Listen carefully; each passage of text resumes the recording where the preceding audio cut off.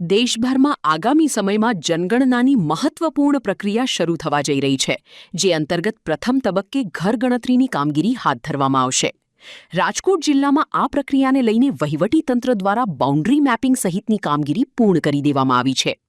જિલ્લા કલેક્ટર ઓમપ્રકાશના જણાવ્યા અનુસાર અત્યાર સુધીમાં અંદાજે 20,000 જેટલા લોકોએ ઓનલાઈન નોંધણી કરાવી છે. ગ્રામીણ વિસ્તારોમાં 2,929 બ્લોક પાડવામાં આવ્યા છે, જ્યાં 2700થી વધુ કર્મચારીઓ ગણતરી માટે રાઉન્ડ ધ ક્લોક ફરજ બજાવશે. આ પ્રક્રિયાને સફળ બનાવવા માટે તમામ સ્તરે તાલીમ અને આયોજનની તૈયારીઓ આખરી તબક્કામાં છે. તંત્ર દ્વારા નાગરિકોને આ પ્રક્રિયામાં સહકાર આપવા માટે પણ અપીલ કરવામાં આવી છે.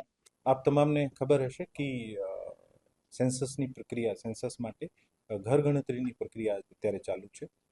17 મેથી લઈને 31 મે સુધી આપ તમામના સહયોગથી રાજકોટના તમામ નાગરિકોને અપીલ કરવામાં આવી હતી કે આપણે પોતાના હાઉસ ઇન્યુમરેશન જે છે કરીએ. રાજકોટમાં 20,000 જેવા હાઉસ ઇન્યુમરેશન માણસો ડિજિટલી કર્યા છે. હવે 1 તારીખથી લઈને 30 જૂન સુધી અમારા જે સર્વેર છે આ ઘરે ઘરે જઈને આ ઘરોની ગણતરી કરવાના છે. બાઉન્ડ્રી મેપિંગની જે એક્સરસાઇઝ કરવાની હોય છે આ પૂરી થઈ ગઈ છે અને હવે એકચ્યુઅલ ઘર ગણતરી જે છે ઘરે ઘરે જઈને ગણતરી કરીને આ ઘરોને એક નંબર આપવાનું આ કામગીરી અત્યારે ચાલુ છે.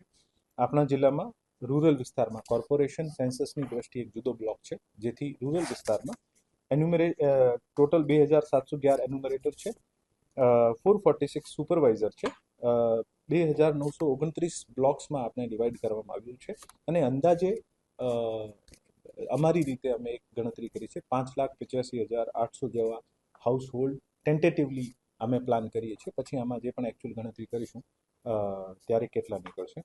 અત્યારે તમામ વચ્ચે આપણને સાહિત્યના અને અમુક પ્રશ્ન આવતા હતા. આ તમામ વસ્તુઓ સોલ્વ થઈ ગઈ છે અને આ લોકોએ ખૂબ સારી ટ્રેનિંગ લીધી છે અને આવનારા દિવસોમાં આ સમય મર્યાદામાં આ કામગીરી પૂર્ણ કરશે એવી મને અપેક્ષા છે. અમારા બ્લોકમાં ઓનલી રૂરલ, કોર્પોરેશન નથી. અત્યારે જે મેં માહિતી આપી છે સેન્સસમાં, આ સિર્ફ કોર્પોરેશન સિવાયની માહિતી છે, બીકોઝ સેન્સસની દ્રષ્ટિએ કોર્પોરેશન એક જુદું યુનિટ બને છે.